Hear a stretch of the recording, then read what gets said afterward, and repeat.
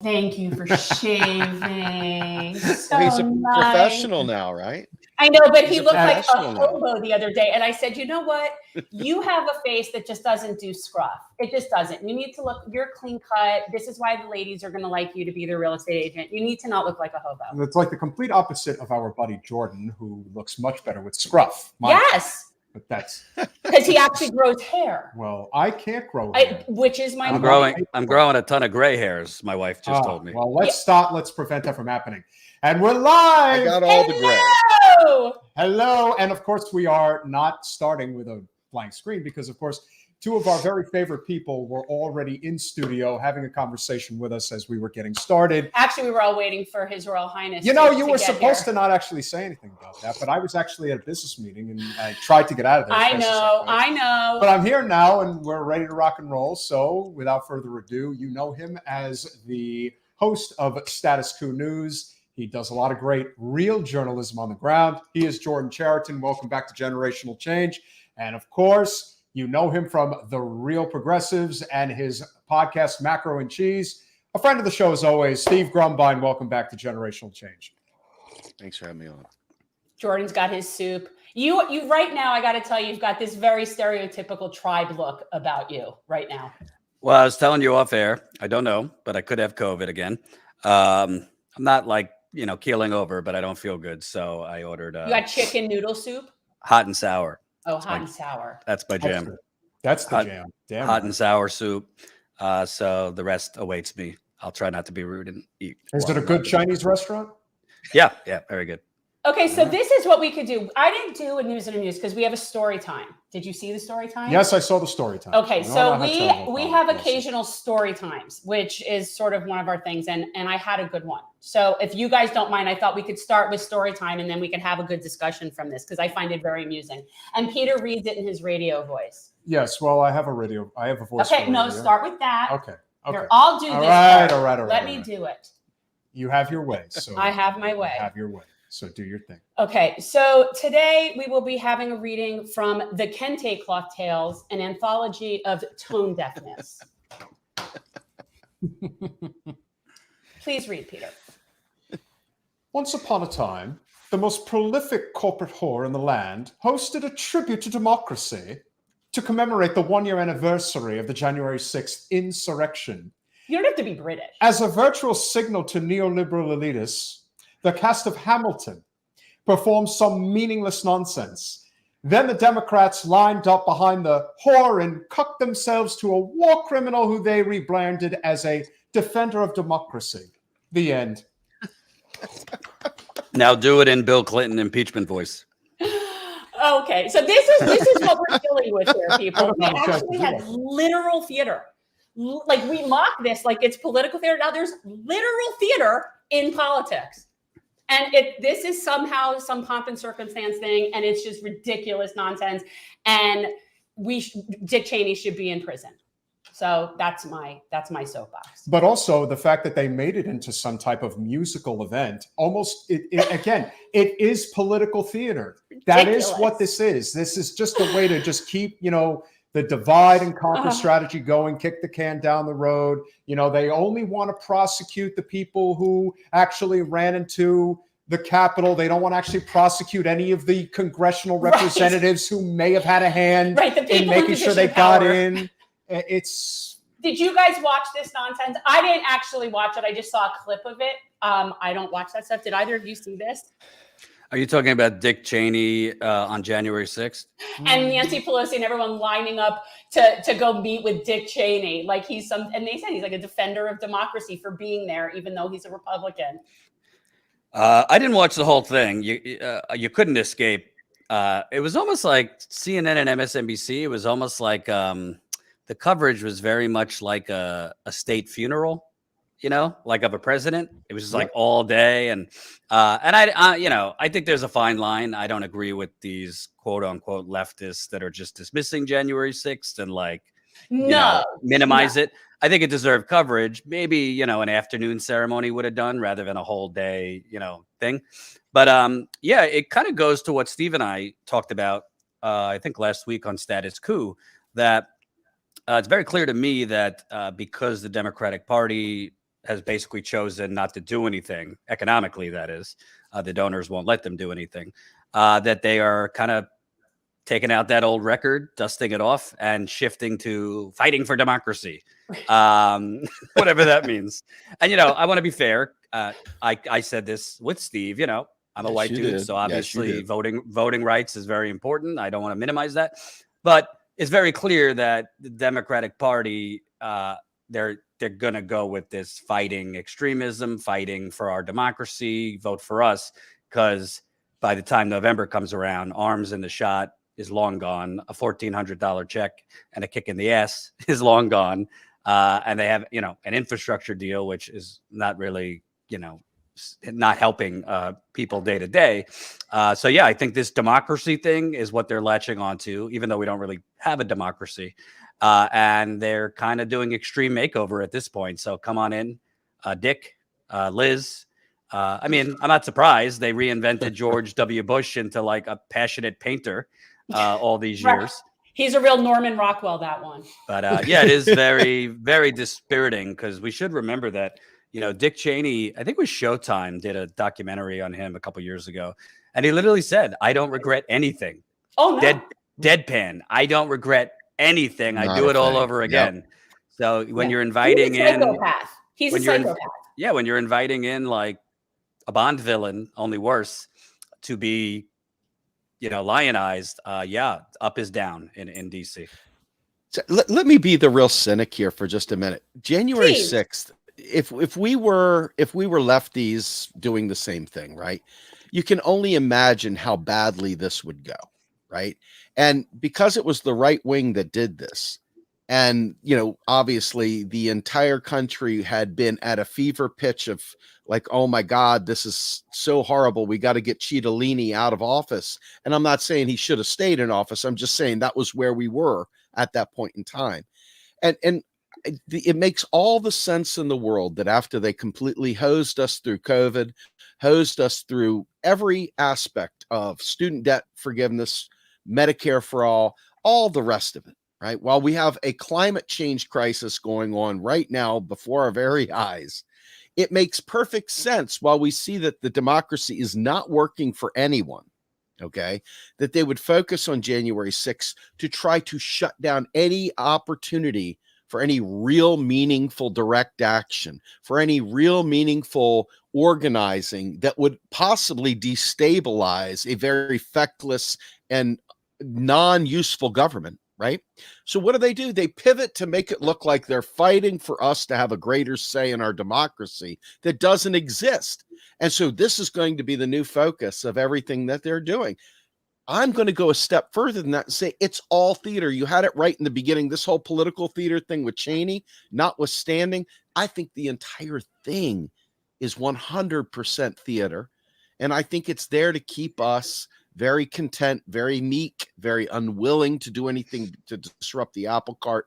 And I think largely they'll be successful. It's sad, but true. Yeah, but it's almost to me, and it's interesting that Dick Cheney was who they're in there like rehabilitating, because this whole thing is out of some sort of neocon playbook. It's sort of like rally around American, we're democracy, we're defending democracy, and this platitude sandwich, right? Like that doesn't mean anything. And you're right, it's just a distraction. But it's very like nationalistic in a way that it's kind of giving me the willies. Absolutely. And that's it also speaks to, if you guys saw what happened today, and, let me be the first to say shame on Andrew Yang for even playing into this. But when one of the biggest political hacks in the whole country, Thomas Friedman, comes out and says, we need a Joe Biden, Liz Cheney dual ticket in 2024. Oh! It's like, how much more do you think people are going to tolerate this? Like, did they really not get... Are they this devoid of are they that removed from reality about what's really going on in this country right now? Maybe that's been the plan with sort of rehabilitating the Cheneys. Well, maybe I just what do you guys think? Yeah. I mean, to me, it's at the point now where I can't. I don't even know what to say. He is not rehabilitatable. Well, he is just not. What it comes down to is Joe Biden basically won the presidency through the just by the skin of his teeth. when he had every advantage. Literally, he did not have the campaign, which clearly, if he would have campaigned more, it might have posed some problems. The President Trump, had just horrendously mismanaged this pandemic, and he barely won. And that edge that he got, particularly in the Electoral College, was from Black voters. So in Atlanta, more Black voters came out. He could thank Stacey Abrams for that. In Wisconsin, in Milwaukee, more Black voters came out as compared to 2016 for Hillary Clinton. And in Detroit, more Black voters came out as compared to Hillary Clinton in 2016. Rashida Tlaib, by the way, brought those Black voters out in Detroit. So Biden and the Democrats, which for years they've had Black voters, particularly older Black women, who are the most loyal demographic and voting bloc for the Democratic Party. So I believe that they have, and to some extent they've been successful, said, yeah, we'll sprinkle some crumbs, a Republican healthcare plan, pre-existing conditions, a check here and there. We'll do things for appearances wise that we're trying to help the working class, but we will really double our efforts into focusing on voting rights and things like that to energize our Black voting base, because that's the only hope they would have in the midterms or in 2024. The problem is, you're starting to see cracks in that. I mean, it's not a small thing that Stacey Abrams wouldn't appear with Biden yesterday in Georgia. I mean, Stacey Abrams is, to me, a dime a dozen neoliberal, but she's one of the most powerful Black politicians in America. And she had a scheduling conflict where she wouldn't appear on stage with Joe Biden yesterday in Georgia. Biden gave another, half lucid speech on the filibuster. The leader of Black Votes Matter, which is a powerful voting rights group, he boycotted the speech. So there are cracks that are starting to happen in the Democrats' firewall among Black voters. And I hate to put it as simply as black or white, but the truth is, if even Black voters start to say, enough, you're not actually doing anything, then you're going to have a Reagan revolution ×2, because the Democrats are already hemorrhaging working class voters because of everything we're seeing. But if they start losing Black voters, which I think Biden taking this long to say, fine, we'll use the filibuster, we'll change the filibuster, and it seems like he's not even totally committed to that now anyway. And frankly, Biden refuses to call out Manchin or Sinema or go on offense. He refused to go on offense against them for Build Back Better. So you basically have a president giving speeches, but who will not go on offense against the obstructionists. And frankly, say what you want about Lyndon B. Johnson. He was a war hawk. He did a lot of terrible things. But do you think Lyndon B. Johnson would allow Joe Manchin or a politician wearing a pink wig to block his social policies or block? Yeah. It's just insane. So in a nutshell, I think, unless Biden changes his temperament like now and goes on a full-on offense against Manchin, Sinema, there's some others who are kind of ginger or tepid on changing the filibuster. Dems are they're going to not only lose working class voters, but they're going to start to even depress the Black voters, which if they don't get Black voters to come out, lights out. Yeah. I got to ask you, when you look at Davos and you look at all these big wig, rich people things that happen around the globe, do you think any of them, one of them even, give a rat's patootie about voting rights? Do you think any one of them cares about Medicare for all? Do you think any one of them cares about any of the political discussions that we have whatsoever? The only thing that's never on the voting block, okay, is globalism, whether we're going to invade a country or whether we're going to go ahead and clear markets with the CIA. These are the only things that they care about. So anything that has to do with the political theater, I mean, you can go back to, let me use the libertarian angle. You could go back to the Rothschilds and they'll say, I don't care how a nation governs itself. Just give me control of the money, right? I look at this and I say to myself, so much of this pitched battle going on right now really is meant to keep you and I and Jordan and the rest of the viewing population sedated, literally thinking something's going on. They don't care. This is kind of like hey, yeah, you kids go play, hopscotch or go play video games in the other room. The grown-ups are out here playing poker.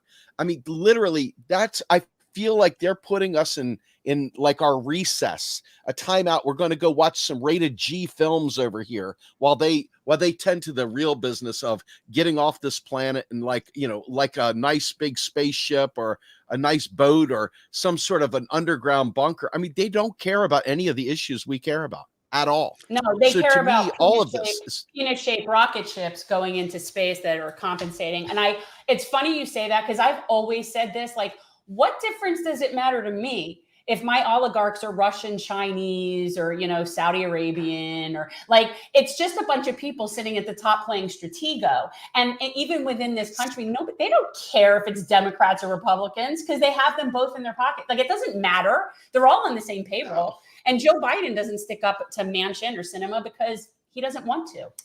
I think there's a very important. Yeah, it is theater. And that's why I think it's very important to address this, because I don't think a lot of people really understand, when they mention Hillary running in 24, this isn't a circumstance where people are like, well, this is what would be good for the country. I think, Jen definitely needs a hit from that. No, I think that there definitely there's something that needs to be said about the political opportunism of the consultant class that permeates all throughout both parties, in the sense that they're only concerned about the money. If they think that propping her up is going to be good for their brand or good for their career, even if they know that she is as damaged goods as it can possibly be in politics, they're going to talk about it. And I'm wondering if you guys think that people are becoming a lot more hip to the game now, where it's like, oh, let's revive Hillary Clinton, who's been running for president for 20 years. Like, at some point, is it, okay, this is just like enough already with this. So where do you guys think it's stemming from as far as she's concerned? You want to take a crack at it, Jordan? I think that Hillary Clinton, listen, why should a female not have the same corrupt, narcissism as male politicians? That's so progressive of you. Yeah. So, Hillary Clinton has a God complex. She thinks that before she dies, she should be president. I don't fault her for wanting to be president. I mean, I think she's pretty deplorable in terms of what she stands for. She's already out there. I don't know if you saw the headline, but she's blaming the left. If Democrats lose the midterms, for moving it far too left, which I don't even understand. It's moved further right. That's the crazy part. But I think that.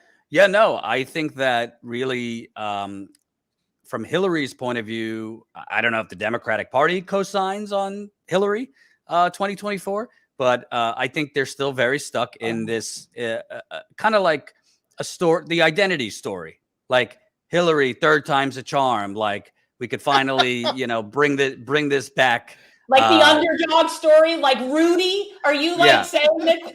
Yeah, no. Or honestly, if Trump runs again, which health permitting, it seems like he will, her in a head-to-head, and Democrats might think that would be a good shot, because they could market it as like Rocky 2 after he lost to Apollo the first time. So, but it's very, very sad. And honestly, when we talk about this theater here, I want to talk about right now, and Steve and I have talked about this when he comes on. Right now, you have this bullshit that the economy is booming. Like, you literally have, I saw there was an article that Democrats, there was discussion about additional stimulus, but then somebody from a bigwig from Biden said, oh, no need, maybe something small for restaurants, but the economy is booming. Yeah, well, go look on Reddit. Go look at the Kroger study that come out. The economy is booming on the blood and, frankly, collapse of working class people. You have people literally that are borrowing money to afford rent. You have people that are being called in to their shitty, low-paying job work while they are positive with COVID. Come in anyway. You have the CEOs of this country, their bonuses going much higher, as well as their yearly packages and salaries.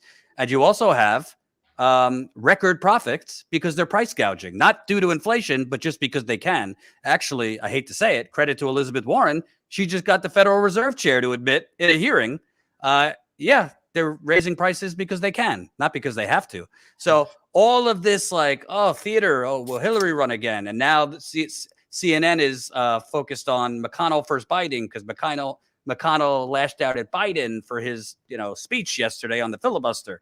But meanwhile, there's an economic Hunger Games going on, a bullshit narrative. The economy is booming. A lot of these jobs that have come back are non-living wage jobs, the same hospitality industry jobs that people couldn't even afford to live off one of those jobs. So sorry for the tangent, but while Hillary Clinton is, dusting off her, what do they call that? The leg pants she wore.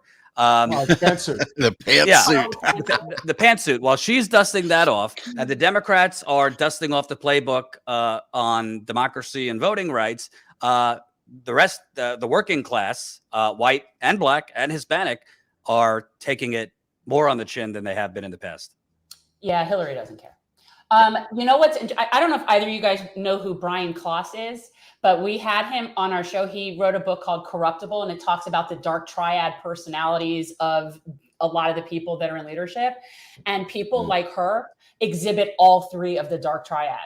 It's like, it's narcissism, Machiavellianism, and psychopathy. And that's the dark triad. And I would venture to say Hillary she has all three. And we're in a very tricky spot right now because, one of the reasons obviously we wanted to have both of you on tonight is because, our message is very powerful. And we saw what that was like basically between 2015 and 2017 and how much the movement was growing. But we now know over the past 2-3 years how suppressive the tactics of big tech have become. We know that a lot of channels have X amount of subscribers and patrons and whatnot. Normally in yesteryear, if you had X amount of subscribers, you would usually get about 10 to 15% viewership per video. Today, if you're getting 1 to 2%, you're lucky. It's gotten to the point where we know what the problem is, and yet it seems like independent media, it's like everyone thinks they're going to be their own big brand, and they don't recognize that we really are all in this together. And if we think that the only way to be successful is to just, cut people down and gossip about other channels, no, we really need to be working in concert to be lifting each other's message up. Steve with MMT, Jordan with Real Investigative Journalism. I mean, to me, we all have a role to play. And the idea that we think we're going to survive without becoming more cohesive together, even if we don't agree on everything, is a complete falsehood. It's not going to happen. So, guys, please share your thoughts on that because I think it's immensely important. Can we unite independent media? You know what? We and Jordan were talking about this the other night, and we're still talking about. I'll let him talk about other things in regards to this, but I'll say one thing for sure: we have been stuck. Literally stuck, because all of our viewers used to be on Facebook. We put all of our money on Facebook, and Facebook screwed us big time, right? We do have a YouTube channel. It is growing ever so slightly, but we have literally been stuck at 12,890 plus or minus 20 for the last 6 months. No joke. And so now all of a sudden I've started going back live. I go live Monday, Wednesday, Friday at noon on my new show, The Rogue Scholar. And in that, it has finally bumped us up beyond that to the 12,915s. We've gone up 15 points above the 12,900, which was the threshold that they were capping us at. And we used to get, thousands of views. Now we're down to hundreds of views. And it's terrible. I mean, and we're a much smaller channel than Jordan, obviously, by a factor of 10. So now our Facebook page, if that still mattered, we would be competing with the big dogs like the old days. But we're stuck trying to make ends meet on YouTube, and it's completely putting its foot on our throats and getting people to share it and stuff like that. It's impossible almost to get people to realize how absolutely vital it is just to hit the like button. That one simple task of hitting the like button helps get past a lot of the bullshit algorithms. Hit the like button, people. Please hit the like button, folks. It's not cool to ignore it. We beg you. Even if you don't like it, like it. Every one of the platforms. Is there a like button on every? Because if you're watching on, because I don't know how any of this works. Like I know you can do it when you're watching on YouTube, but can you do it on everything else if you're watching? You can hit a like. Well, YouTube and Facebook. I mean, obviously those are the two primary, channels. I mean, obviously people watch on Twitter, but it's not the same. The engagement on YouTube and Facebook is a lot different. We need to sort of unite people that are interested in uniting. Yeah, Jordan. Thoughts? Yeah, Steve and I have talked. Peter and I have talked. I'm just going to be totally honest, not hold back. It's getting to end times for real on the ground independent reporting. 5 years ago when I was at the Young Turks, this was in a time long ago before YouTube changed its algorithm. And believe it or not, like when I was at the Young Turks, I didn't get a massive bump from being with the Young Turks because I had my own channel with the Young Turks. And when I got there, it only had 2,000 subscribers. I was able to grow that to 140,000 in a year, which was pretty good. And it wasn't necessarily because I'm so wonderful. It was because YouTube, before that, at that point in 2016, you had the benefit of the Bernie campaign and that wave, but you had the benefit that on YouTube at that time, everybody had the same opportunity to rise or fall based on, was your content good? Was it different? Were you offering a niche? And at that time, I was offering something no one was offering, which was actually being out there. I mean, there was a lot of loudmouth, commentators, but there wasn't many on the ground reporters. And, of course it helped that I was at the Young Turks, but again, it was on a totally separate channel and it was pulling teeth to get them to even feature my work on their main signature show. So I bring all that up because I had the unfortunate timing wise of I started Status Coup in 2018, and that was right after YouTube changed their algorithm. And YouTube changed their algorithm to essentially twofold. Number one, prop up Wolf Blitzer and mainstream media. If you look in trending under the news, under trending news on YouTube, it's constant mainstream media. You'll see the Washington Post channel. You'll see CNBC, CNN. I mean, Wolf Blitzer used to get a couple thousand views. Now he's getting hundreds of thousands. Do people suddenly love the beard? So basically, you have a twofold problem. YouTube's algorithm is propping up artificially junk, and it's hiding substantive journalism. The other problem is, frankly, YouTube's algorithm has always, but especially now, it favors reactionary content. It favors hot takes. It favors interpersonal fighting and drama. If I wanted to start a new channel tomorrow and every video I did was just sucking off Joe Rogan or bashing Joe Rogan, I would rise pretty quickly.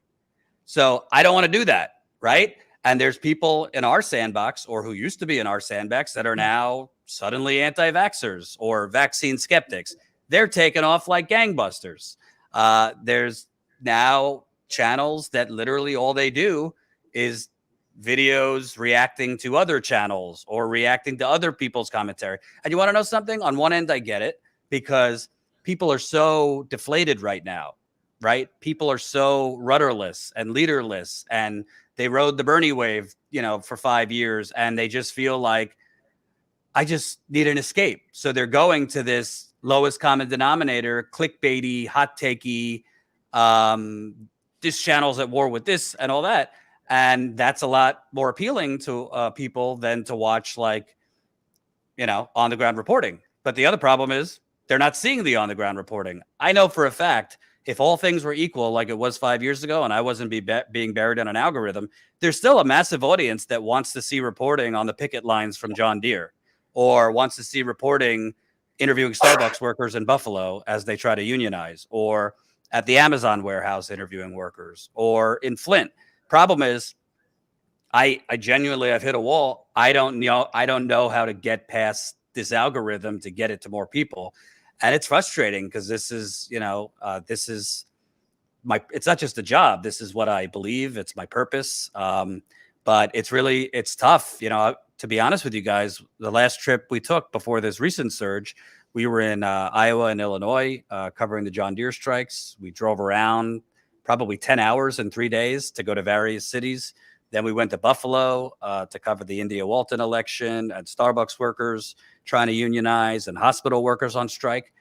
It was not going well. I mean, we were going live to like 200, maybe 250 people, which is we're losing money because it costs a lot of money to go on the road with a cameraman, flights, hotels, rent a car.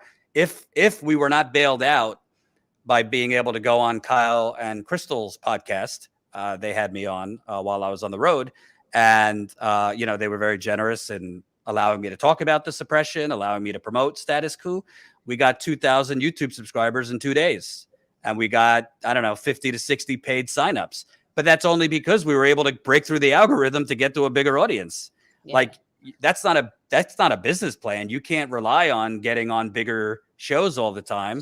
So that's kind of where we're at. I mean, I wish I had better. I don't mean to be Debbie Downer. I'm just being honest with your audience, my audience, that YouTube is making it so it's kind of a square fitting a square peg into a round hole, because substantive independent reporting, YouTube doesn't want it, or they want to bury it. They want to minimize it, particularly reporting that is not so friendly to capitalism, is more friendly to exploited workers. So I wish I had an answer. I wish tomorrow people would drop their fucking egos and everybody could start one network together. Because that's, to me, the only way. To me, the only way. I was going to say, what if everybody who believed like this, joined subs, put it all together, or at least draw people in such a way.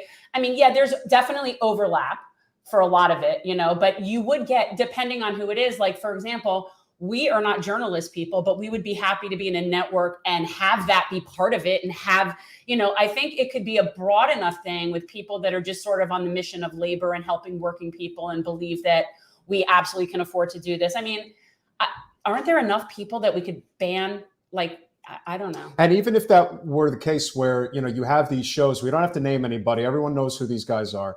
But even if your goal was just to build your brand, if you actually cared about these issues, whether it is workers' rights, universal health care, the environment, and so on, you would make a point to be making content or trying to cross-network content with those that are focused on those things, because that would play a role.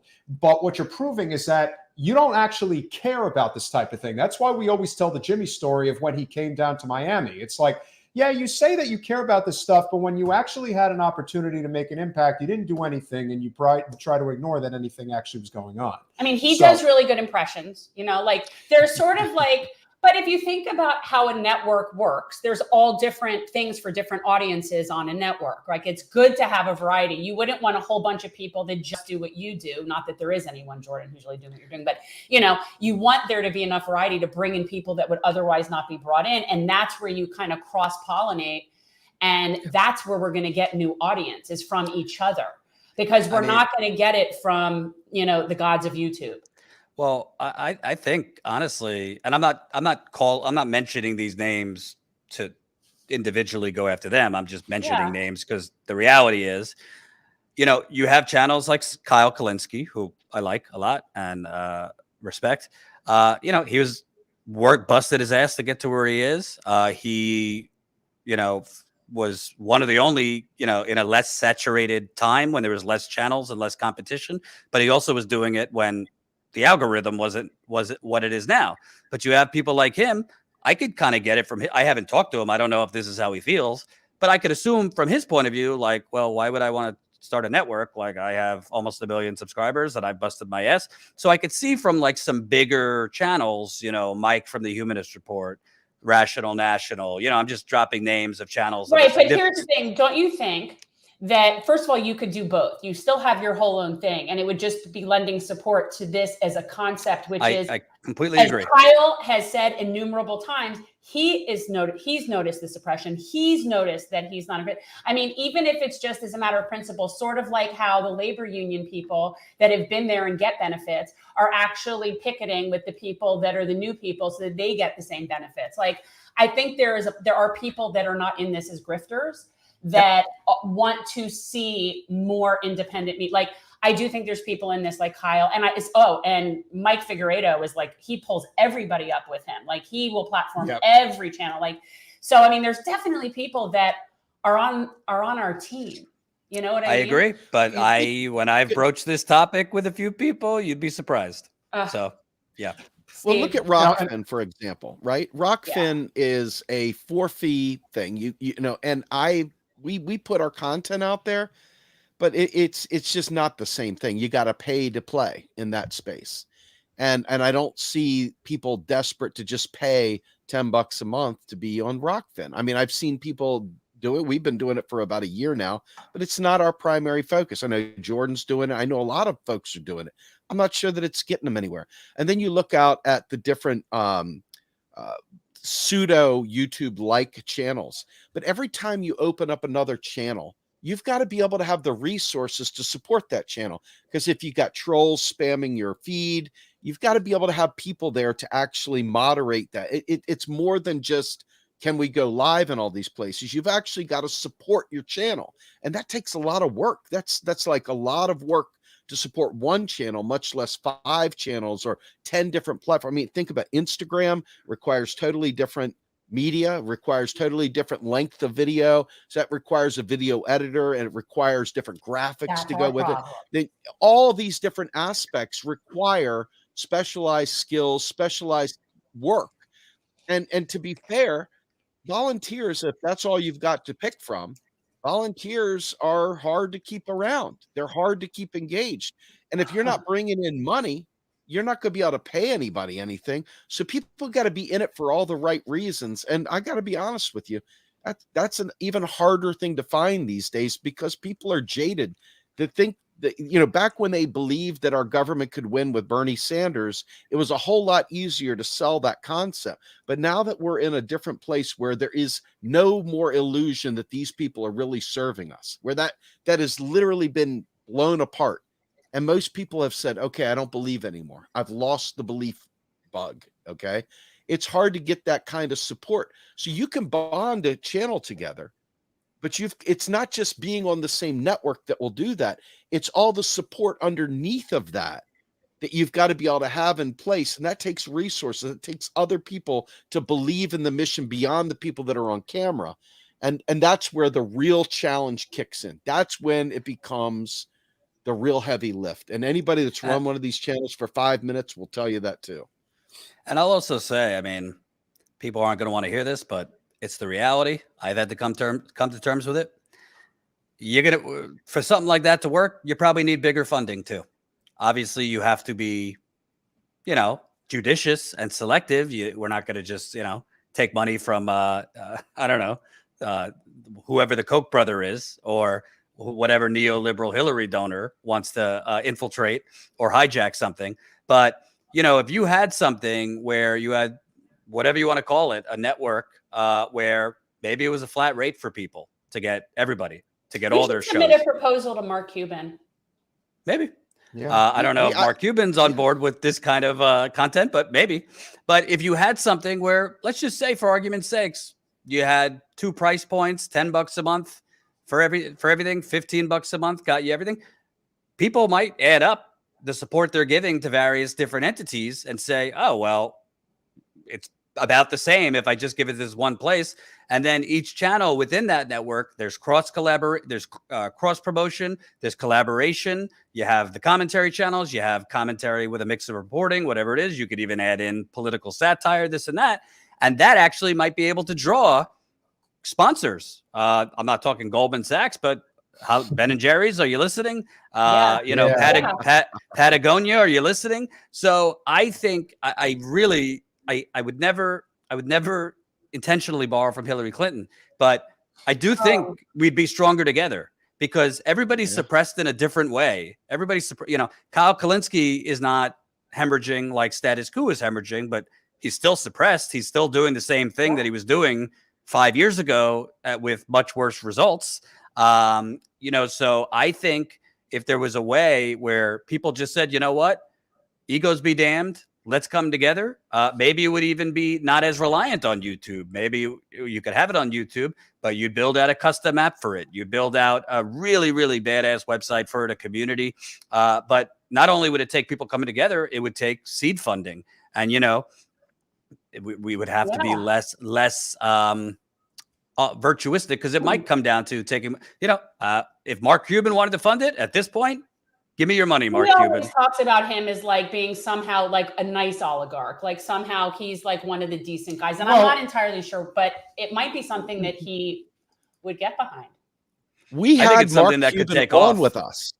Oh, okay. We actually had the guy on with us. We had him on with Pavlina Chernova and myself and Charles Hayden. And he is a guy who's actually not only looking into MMT, looking into the job guarantee, but he has got, even though this guy is a billionaire, etc., this is a guy who's genuinely looking at these sorts of things. It is not far-fetched. And, you know, I'm not making any promises, but I do know somebody who knows somebody who literally has a beeline to him. So it might be worth. He's the kind of person that might get off on having a network. Yeah, you know what I mean? This is a matter of having a network. It's certainly, you know, like it'd be like a cute little hobby for him or whatever. But you know what I mean? Mark is also somebody who knows how lucky he was. He was in the right place at the right time during the dot-com bubble in 1999, I think it was. And, you know, his company got bought out by Yahoo for like $2.5 billion. And the company literally went under within like less than a year. And so he knows that he literally struck gold like nobody could ever strike gold. And he does do a lot of things where he invests in, you know, startups and things like that. He is a capitalist, but he's not somebody without a conscience. That's how I see somebody like Mark. That's a fair statement. That's a fair statement. You know, and I think there are people who would be more inclined to get involved if he was. All I know is that right now, and it's been this way for a while, but it's gotten a lot worse. Right now, I hope nobody's eating. You have something called a digital diarrhea. That's what you got. Yeah. You have way too many channels, way too much content. It's all talking about the same. Half of them are talking about the same shit. And it really, people only have so much attention span and almost time, so many notifications they want to receive. And so people kind of have content fatigue, I would say. And also, Agreed. What we've already talked about, which is YouTube is picking winners and losers, right? So at the end of the day, if it could change, if somehow we could change things so it's not everybody on their own islands, because if there was a day, imagine a day where you had, you know, Kyle, Crystal, Throw-In Sagar, Mike from the Humanist Report, David, Rational National, Jamal Thomas, you guys, Steve. If you had a network and everybody was elevating each other. So if I, for example, I have a story coming out on Monday with The Guardian on Flint. It's a pretty big story. Right now, I'm texting, basically begging people that you would think would elevate this. I can't even get responses. So I'm talking about pretty big YouTube hosts. So that's kind of what we're dealing with. And, you know, I'm not attacking them. Maybe they're busy. But be able to make the rounds of everybody who was in a collaboration. Like that's Correct. Just, Correct. And also if, I don't know, pick your whoever, Kyle Kalinske or whomever has like a particularly badass commentary, this and that, you know, others can elevate that.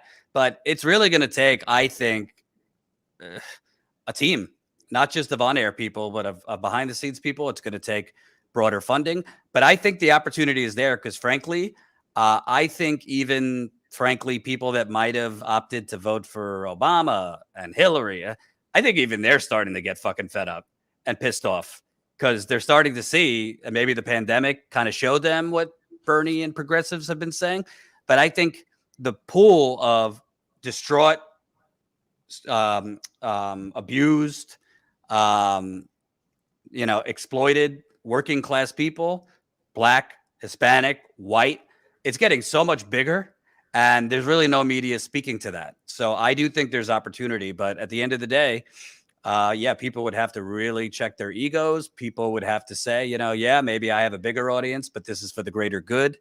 I mean, I'd love to see it because honestly, at this point, status quo, not that I'm folding the tent or anything, but status quo, I mean, there's just realities. I can't spend $4,000 to $5,000 a trip to go out if I can't get it if I can't get the on the ground reporting to a larger audience. Because if I can't get it to a larger audience, then I'm just spending money on these trips, losing money, and we're not growing our subscribers, we're not growing paid members, and as a result, unless the Fed wants to print money for me, as a result, you can't run a business for long just losing money. Well, let me say this, like if and this is to both of you, like if Steve, you have a connection, or Jordan, have like an idea of how this could be done. Like I am someone who would be totally willing to help. I have no ego in this, and I don't need it's not like some sort of money-making opportunity for me, but just in terms of if there's anything I can do to help facilitate or build coalitions or connect anybody to anybody, I mean, that's what we do. But that's like, I would be willing to work for that, like volunteer my time and work for an organization like that, like be an administrator person and help in some way. I do good graphics, and I'll say this, we've had, no, go ahead, Steve. Yeah. Steve. No, I was just going to say, I mean, there's two different models here, right? You've got the nonprofit model, which is the way we went. We chose to go a nonprofit way because I didn't want to have to pay taxes, and I wanted to be able, because I didn't think we'd be able to make enough money to hire people. It made sense to be a volunteer organization, right? That was the approach. However, one of the nice things about being a nonprofit is you're squarely in the sweet spot for getting grant money. You're squarely in the sweet spot for taking angel investor money because they get the tax write-off. You're squarely in the situation where people, if you get the right mix, this could be a career kind of thing. So I don't know if that's the right model, but then you have the for-profit model. And the for-profit model, the problem with the for-profit way of doing things is that now you got to chase sponsors. Now you got to chase those dollars that make you do things that you didn't want to do. And so there's a balance there of, there may be a faster pathway to getting money through the for-profit model, but I think that there's a more sustainable way of doing it through the nonprofit model. And I'd be willing to look through those things, but if a properly written grant request for saying we are creating media that is not being covered to educate and to mobilize and to empower voters, it may very well be an enticing pitch to make to academia, to universities, to other groups out there, foundations that are willing to put their money where their mouth is, that have, foundations have a legal responsibility to donate their money, to get rid of it, to spend it into these things. You need to have people that can scour the foundation, scour the grants, good grant writers, go out there and make that. That's not me. Yeah, but you need people that seek the grants as much as anything, the opportunity builders. And so you could offer a grant writer a percentage of the grants they bring in as a carrot to bring that win in. So it wouldn't be on you per se, but from a model perspective, again, you got two angles. The one I've chosen. Wait, are you a 501c3? Are you a C3, both, Steve? C3 and a C4. So we have Real Progressives, the education platform. And then we have Real Progress in Action that allows us to do the political space and the organizing. Right. So we have both sides of that, kind of like DSA and DSA Foundation or whatever. So there's a way of doing the C3, C4 combo. That's what we're doing. That's interesting too. So it's an opportunity. It's a possibility to pursue any one of these, but that's an angle. Well, keep me posted I'd be willing to help in any way to do that. Well, we're a C4, but because we donate to candidates, just is what it is. Not corporate. Yeah. Yeah. Super PAC is right. Yep. So if we're going to talk about 527. Okay. If we're going to talk about one final issue that I think is a unifying issue, Steve, obviously you have a difference of opinion about whether a state-run healthcare plan can actually work, but there is some good news out there, fellow friends. CalCare passed a major committee in the State House in California, and that's Medicare for all at the state level. The way I would be selling it in terms of how you get the population behind it is cost of living in California is out of sight, out of mind. If you were to have a universal health care program, that would reduce the cost of living significantly. Now, obviously, we know that there is a limit regarding state funds versus federal funds, But how do you guys see it? Because I don't think there's any way that Medicare for All is ever going to pass on Capitol Hill. But what could happen is that it passes in major states with major budgets that can handle it. The momentum grows so great that eventually we can take it to Capitol Hill. What do you guys think? I don't think it's going to pass in California. I hate to tell you.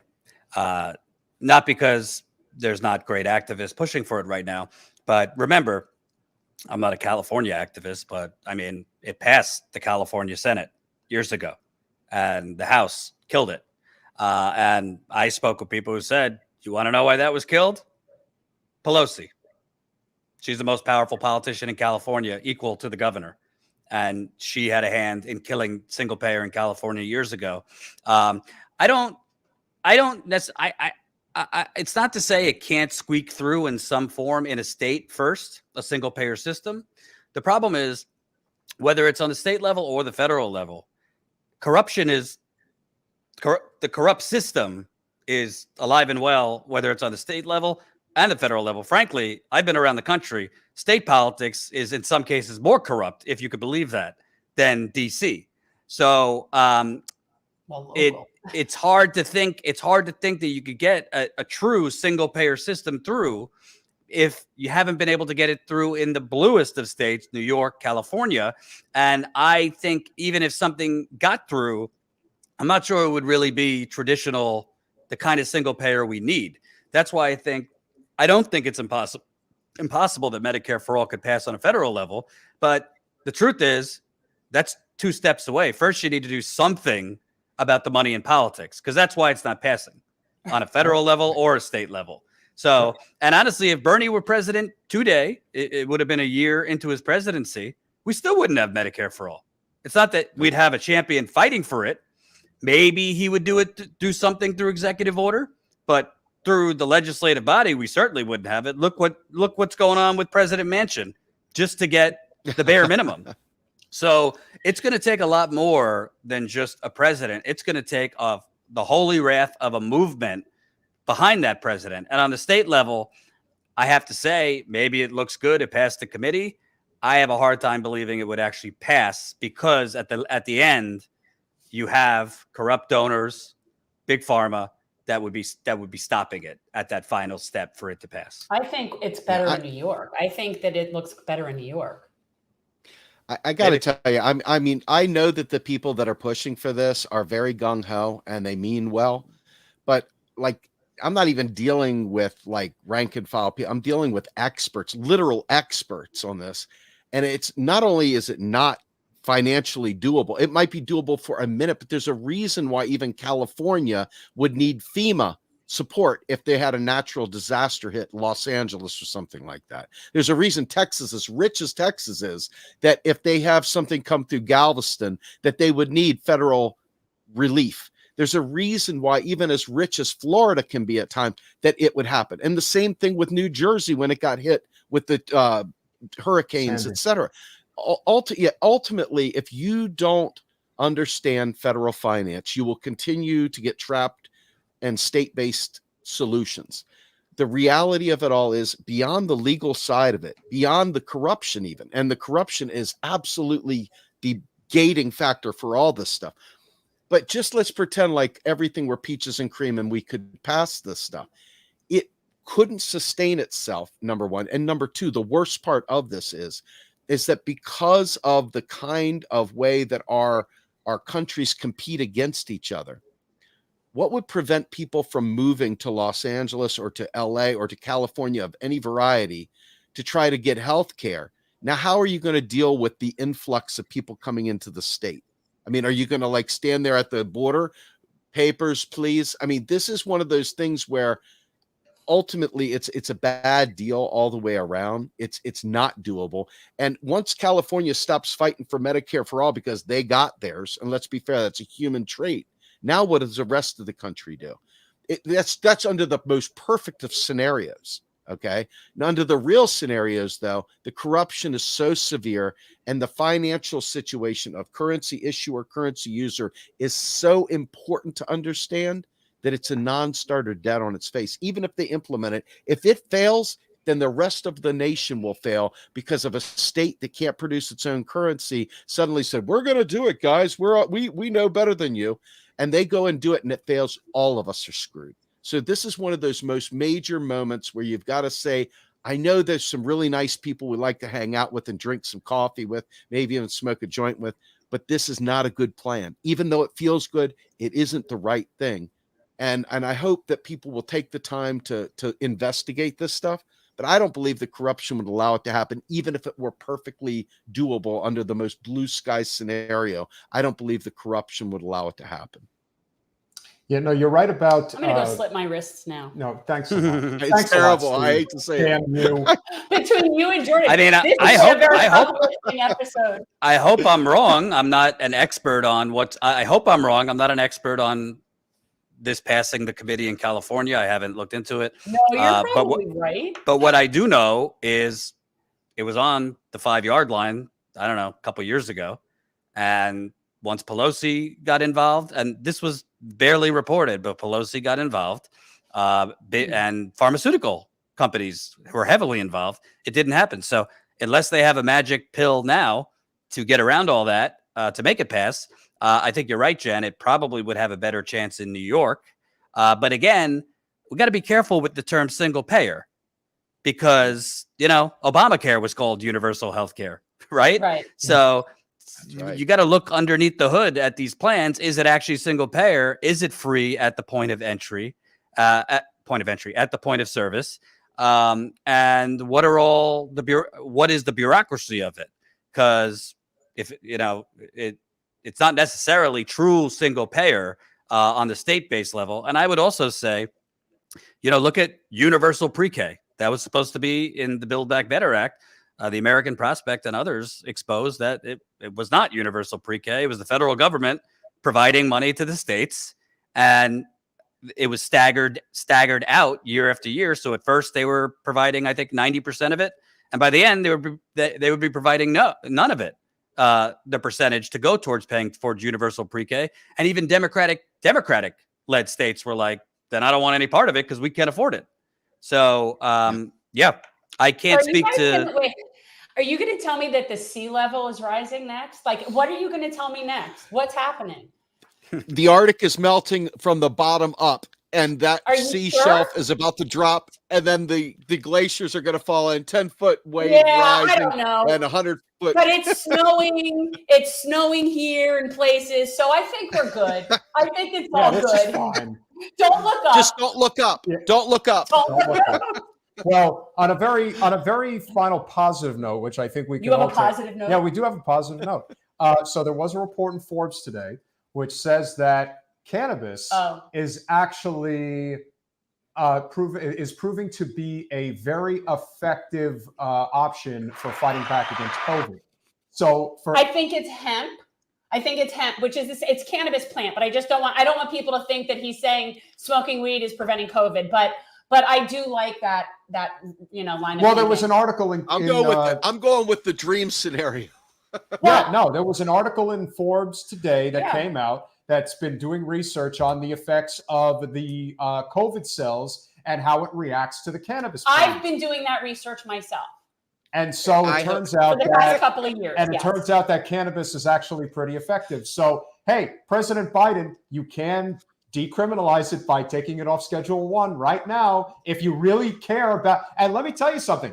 This is a great selling point to people who are either skeptical or refuse to take the vaccine. Think about how many millions of people would much quicker smoke a joint to deal with COVID you do than not to take a understand vaccine. the difference between hemp. He doesn't understand. But it said cannabis, not hemp. hemp. It is cannabis, but it's in the hemp. But anyway, that's you would know more than anybody on this subject anyway.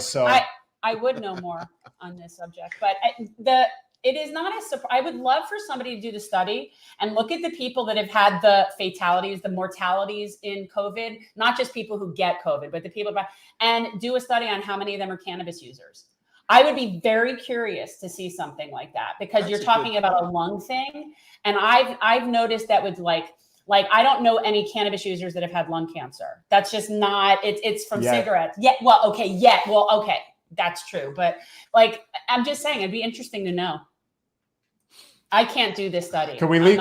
Can we finish on a positive note, guys? Does that work? Are we in favor of smoking cannabis to deal with COVID? Let's smoke guys. Let's smoke it. Let's eat it. Drink it. I can't smoke it. I can't smoke it. I got a bad case of asthma from COVID. You mean but I could eat it. I could eat it. So I'll send you some oil. Make you some brownies when I come up to Jersey, brother. So yeah, we'll figure something out. Obviously, gentlemen, before you go, anything you're working on, anything you want to plug, let everybody know. Everybody, Jen and Steve are going to be doing a podcast on Friday at 11 o'clock. It's 11:30. 11:30 a.m.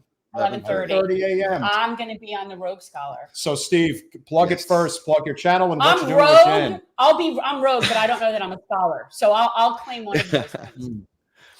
So we I was trying to find a way to get back on video, and it's really hard for me. If you all know my schedule, it's hard to get me nowadays. It used to be easy. It's no longer easy. So I took my lunch break and I said Monday, Wednesday, Friday is going to become my show. I do it. It's called the Rogue Scholar. Check it out on Real Progressives, or Real Progress in Action is where the channel is.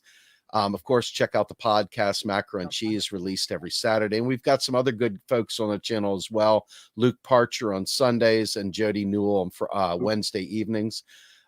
So please check us out. And of course, got great stuff over there with Jordan. I'll let him tell you his stuff. Yeah. Yeah. Status Coup on YouTube, COUP. Subscribe. Click the bell. I don't know if it's going to work for you, but try anyway. If you can, we do some, we add the on the ground component. I haven't been on the ground in the last few weeks because I really would prefer not getting COVID twice and going around in a petri dish. But as soon as this Omicron surge goes down, we'll be back out there. You could support us, statuscoup.com/join. Your $5 a month funds actually leaving the studio and funding going on the ground, covering strikes, union drives, the Flint water crisis. I actually have another investigative story coming out on Monday with The Guardian. So looking forward to that. Nice. It'll be out in The Guardian newspaper website Monday early morning. Obviously, I'll be pushing it on Status Coup's channel. But yeah, Status Coup on YouTube, COUP. And if you can, $5 a month, statuscoup.com/join to help support and fund our journalism. Yeah. Jordan Chariton, Steve Grumbine, Thank two you, of our guys. absolute favorites, and two I would call residential guests at this point. Jordan. I mean, look, there's only a couple people that I'm going to have on to talk about real news. There's it's slim pickings, people, which is why you should subscribe to Status Coup. I've been a member for a really long time. I still think there's a way to figure out how to deal with this this healthcare thing, and that's why we have to continue these conversations. Because as far as I'm concerned, better to have something to fight for than nothing to fight for, and that's what we're trying to. I'm not saying don't fight. You just asked me, and I gave you my honest opinion. Yeah. But no, I know Guys, we got to fight, and we have to continue, and that's why the more we have these conversations, the more that we are cohesively figuring out a way to work together instead of thinking that, oh God, we can't do this, so let's not do anything. Yeah. No, it is trying times, but it's times like this where we recognize we really need each other, and we're very glad you guys came on, and I have no doubt we'll be talking to you again soon. As a matter of fact, as early as Friday between Jen and Steve. You got it. All right. Thank you, guys. Thanks, guys. All right, gang. See you Take soon. it easy. Thanks for having me on. Bye-bye. Anytime. Always. Bye-bye. So again, I love me, Steve Grumbine. you and Steve are chummies. We are. Just like Jordan and I are chums. He's just so cute to me. He's so cute. And his that background is pretty kick-ass, I have to say. But the hat, the silver, he's a silver fox. All right. Jen's got a little crush. I can't help myself. I like him. And plus he's just cool. I feel bad for Jordan because he, puts you know himself what? It's through so depressing much, when you bust your ass and do real journalism. People, you do not realize you're not getting actual journalism. Even the networks that you watch where there's some sort of person reporting from somewhere. No, they're not. They're just a talking head in another location. Nobody's doing investigative reporting. I just can't imagine that people are just so devoid of recognizing, what's been going on, how bad it's been for so long.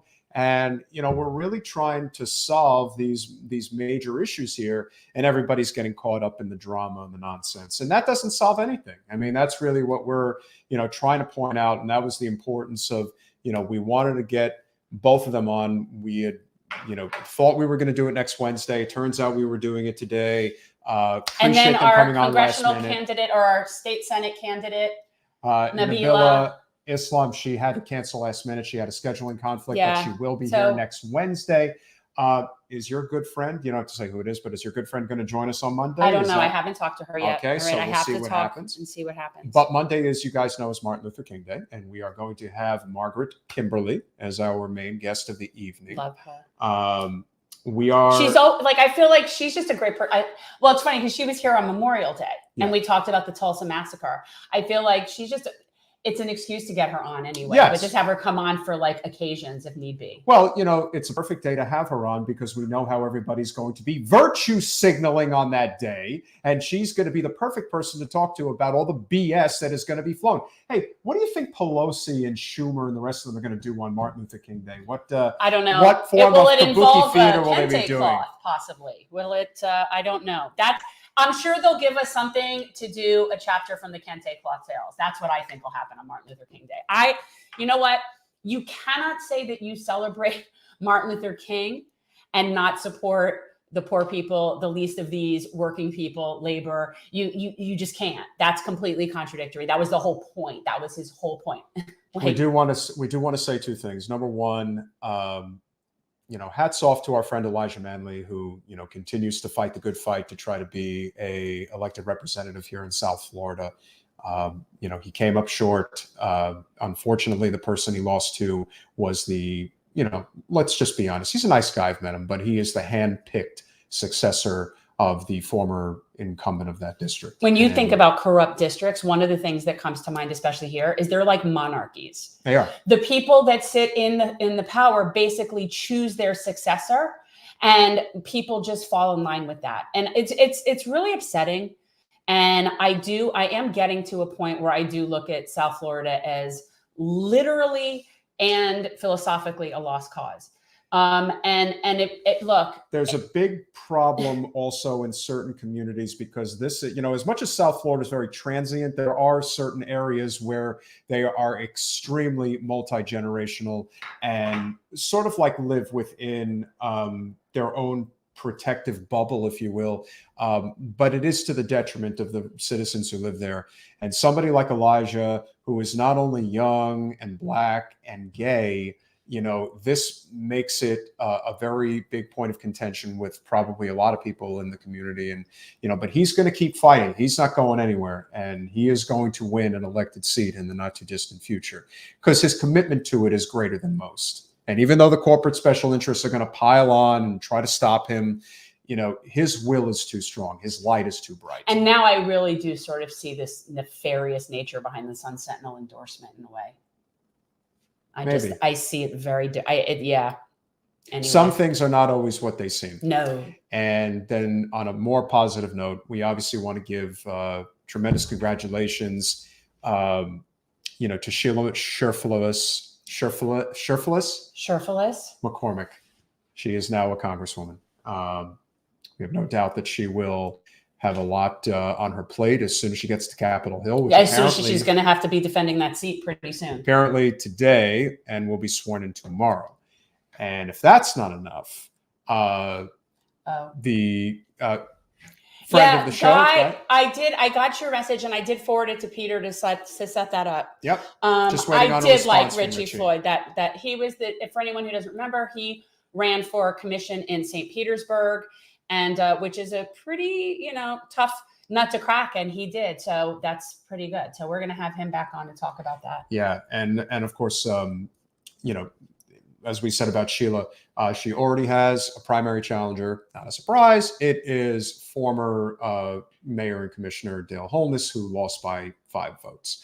So it's like a race to the clock between him running and the FBI investigation. Well, whatever it's going to be pretty ugly. If you thought it was ugly the first time, we all know the rematch is going to be much, much worse. But Sheila will have the incumbent advantage depending on what she's able to accomplish in a very short period of time. She's only got 8 months. That's not. And the campaign season will begin. It has. Almost like now. It's like, it's not even going to wait. Nope. She's not even really going to be able to warm up her seat. She's probably not going to be able to decorate her office. She's probably really going to be in a really serious fight.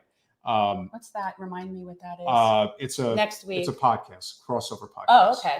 So that's next week. We're doing a that is going to crossover be next podcast week. Yeah. with Stuck in the Middle. Yeah. I This don't is know going to that. be, this is going to be a short show tonight, but again, rich in conversation with two of our absolute favorites. Yeah, it's short. And also, I'm glad we went early because now I can go to dinner with my family because they have 8:30 reservations that I thought I was going to have to miss. And my son's first girlfriend is in town with him. Yeah, so I'm just an afterthought. I'm just here to fill the seat. I'm sorry. I can while. spend some time with my baby's girlfriend. But yeah, and one more thing that we do want to point out, and I do apologize because obviously we were deep in conversation. It was not a question of us ignoring your message, but Adam Barajas, if you would like to come on our podcast, please send an email to generationalchange@gmail.com. We would love to have you on, love to discuss your plan. Obviously, we know that things are going to, probably be very tough, assuming that Gavin Newsom's going to run again, but there needs to be a legitimate progressive non-corporate challenger. And so if you are running, we would obviously like to have you on. Yeah, so please send us write an that email. down. Please, we obviously would like to have you on the show. On Monday, again, Martin Luther King Day, Margaret Kimberly will be our primary guest. We may have a super special guest of Jen's who will join us. So we'll see what happens with that. And then on Wednesday, we are going to finally have Nabliah Islam, who is running for State Senate District 7 in Georgia as our candidate. And we are going to do a crossover podcast with Osiris, is how you say his name, of Stuck in the Middle. And I don't know this show. What is that? No, it's a new show. Okay. But he's doing pretty good, and he's got really good commentary. And he goes for both sides. He basically lays down the law. He goes both ways. I'm not saying that. That is what you're saying. Okay, fair enough. Whatever. Smart Alec. I'm glad that everybody was enjoying it tonight. And we're going to have some other guests. Michael Mann is going to be coming back. He is the inspiration of Leonardo DiCaprio's character in Don't Look Up. If you guys don't know that, and it's so funny, I'm really looking forward to talking with him now that I've seen that movie. That he's such an eccentric individual. Well, for people who don't know, like the characters in that movie were based loosely on real people. Yes. And it wasn't, you didn't have to look very far to find that inspiration, since that really is what's happening. And the good news, and another amazing person who we are hopefully going to have back very soon is the writer of the CalCare bill, Appropriations Bill 1400, Ash Kalra. We are looking to get him on the schedule. We should have him and Gustavo Rivera from New York on. That would actually be a great really crossover. That wouldn't be a bad idea. That's a good idea. All right, we'll work on that. Sometimes I have good ideas. Jen,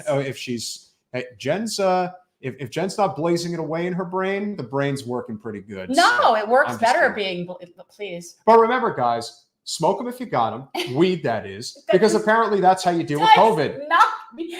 You're sounding like the hydrochloroquine people. Like, that is not what that article said. The article specifically said there was it's been a while. The hemp Let me explain something, okay? Now, it's very important here. Good to see you again, by the way. Really incredible. I told people I got vaccinated. I took my booster like a good boy. And you got booed by your people for that. No, there are really terrible people like Governor DeSantis. Those are your people. No, they're my people, and I control my people. And now you don't like DeSantis because he's challenging. But it's a Trump scene. It's what it's called. It's a Trump scene.